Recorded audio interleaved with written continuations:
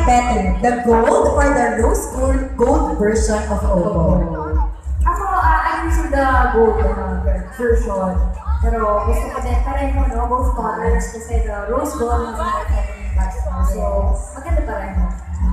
Well, Actually, yun nga eh, parang today we're given a lot of options, diba? Not just the style or the unit that we're using, but also with the colors. Pero aside from that, Miss Sarah, kunwari mag-imagine naman tayo, what if you are still in high school or college and you have your own Oppo F1 already? What would you do with your Oppo F1? Ay, mas masaya ang buhay.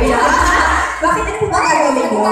Well, as a high school student or college student, marami tayong field work, diba?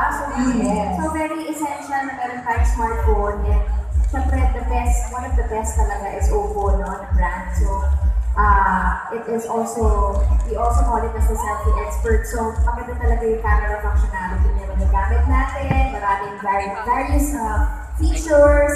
Maraming, syempre, tayo mahilig mag-selfie. Mayroong beautify mode. Para edit natin ng konti na naman to enhance yung quality ng picture. Yun. And Miss Sarah, another question. Meron na po ba kayo narinig na feedback sa mga fans nyo about dun sa mga gumagamit ng Oppo? Maganda daw talaga eh. Tsaka, Kasi ganda nyo po. Kasi ganda ba ni Sarah yung Oppo?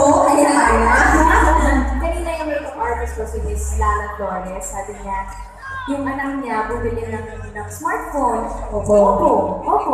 Sabi niya talagang of all the brands, yun talagang pinili niya kasi maganda talaga at very affordable. Nagagamit niya sa, syempre may siya mag-selfie. And also sa school nila, no, pag may mga paperworks doon, yung mga documents, yung mga Actually, nowadays, mga PowerPoint, no? Oo, hindi na nag-notes yung mga Pinipicture na nila nila. Minsan, dati may USB pa sila para kuhanin yung file. Ngayon, picture na lang, screenshot mo. Sa kanila, this is a phone. Mga